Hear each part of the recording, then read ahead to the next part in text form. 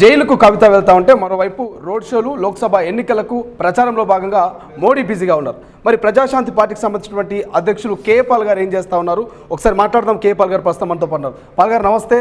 So వీళ్ళెవరికి వాళ్ళు, అటు కవిత జైలుకి వెళ్ళింది, ఇటు 100 రోజుల సంబరాల్లో రేవంత్ రెడ్డి బిజీగా ఉన్నాడు, రోడ్ షోలో మోడీ బిజీగా ఉన్నారు. కేఏ పాల్ ఏం చేస్తూ ఉన్నారు? మా ఆంధ్రప్రదేశ్లో 175 ఎమ్మెల్యేలని 25 ఎంపీలని క్యాండిడేట్లు పెట్టడానికి బిజీగా ఉన్నాం. జస్ట్ లాస్ట్ నైటే వచ్చాను ఆంధ్రప్రదేశ్ నుంచి, విజయవాడ నుంచి. నెంబర్ 1.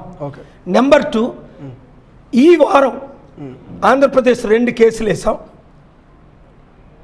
ఒకటి ఎలక్షన్ ఏప్రిల్లో ఏంటి, కౌంటింగ్ మేలో ఏంటని ఫస్ట్ టైం దేశంలో ఎక్కడైనా ఒక హైకోర్టు, స్టేట్ హైకోర్టు ఎలక్షన్ కమిషన్కు నోటీసులు ఇచ్చి పాల్గారు పిటిషన్ యాక్సెప్ట్ చేయమని ఆర్డర్ ఇచ్చారు.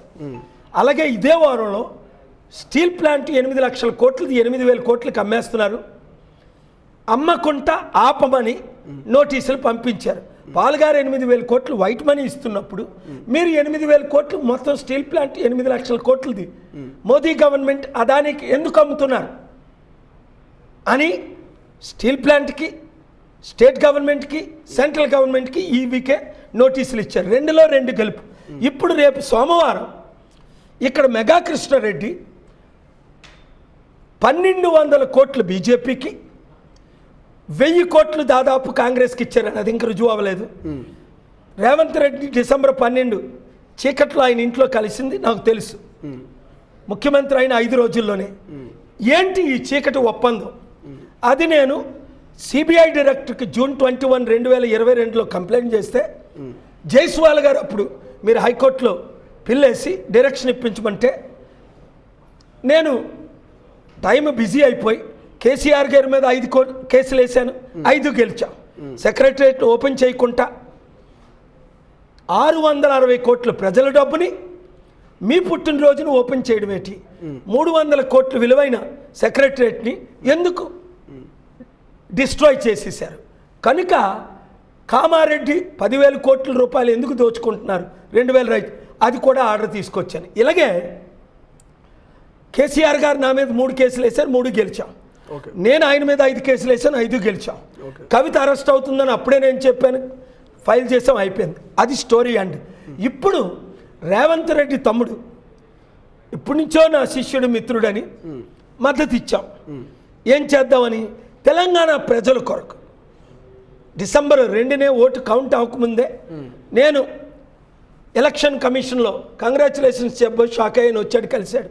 తర్వాత ఆయన ఇంటికి వెళ్ళాం, అసెంబ్లీ పిలిస్తే వెళ్ళాం, సెక్రటరియట్ పిలిస్తే వెళ్ళాం, వీడియో ఇచ్చారు, సమిట్ పెడదామని, లక్షల కోట్లు తెద్దామని. నేను అన్నాను, అదానితో నీకు డీల్ ఎందుకు, 25,000 కోట్లు, ఆడు 2.5 లక్షల కోట్లు దోచుకుంటాడు, నేను 8,20,000 కోట్లు వైట్ మనీ తీసుకొస్తా. ఆంధ్రప్రదేశ్ హైకోర్టు 8,000 కోట్లు వైట్ మనీ ఇస్తానని రుజువులతో ఇచ్చినందుకే మీరు ఎందుకు తీసుకోరని సెంట్రల్ గవర్నమెంట్ని, స్టీల్ ప్లాంట్ని వార్నింగ్ ఇచ్చి నోటీసులు పంపారు. నా దగ్గర వైట్ మనీ ఉంది విదేశాల్లో, FCRA లేక, వైట్ మనీ పొలిటికల్ ఖర్చు పెట్టలేక చట్టవిరుద్ధమని నేను ఇలాగా పూర్గా తిరుగుతున్నాను. అందుకనే తెలుగు ప్రజలారా నన్ను విశాఖపట్నం ఎంపీగా గెలిపించుకోండి. 7569441275కి ప్రతి ఒక్కరు డొనేషన్ పంపండి. ఎందుకంటే చారిటీ డబ్బులు లక్షల కోట్లు తేగలను, 1,00,000 రూపాయలు వాడకూడదు రాజకీయానికి. కేవలం ఇండియన్సే డొనేట్ చేయాలి. చిత్తశుద్ధున్న మీరు 10 మందికి చెప్పి 100 రూపాయల మెంబర్షిప్ తీసుకుంటారా, లేదా ఒక యంగ్ బిజినెస్ మ్యాన్ లాగా 50 లక్షలు మనకు డొనేట్ చేశాడు. కానీ ఒక్క ఎలక్ట్రల్ బాండ్ తీసుకున్నావా? మెగా కృష్ణారెడ్డి లక్షల కోట్లు దోచుకొని 1,200 కోట్లు బీజేపీకి ఇచ్చాడు, కాంగ్రెస్కి 1000 కోట్లు ఇచ్చాడని రేవంత్ రెడ్డి ఎలక్షన్స్కి ఆరోపణ. నేను అతి త్వరలో కోర్టుకెళ్ళి చూడండి, మండే వరకు టైం ఇస్తున్నాను రేవంత్ రెడ్డికి తమ్ముడికి. సోనియా గాంధీ నన్ను కలవద్దని ఆదేశాలు ఇచ్చారని నాకు ఇన్ఫర్మేషన్ వచ్చింది. సమిట్ పెట్టొద్దని. 6 నెలలు కాంగ్రెస్ పార్టీ ఉండదు. అలాగైతే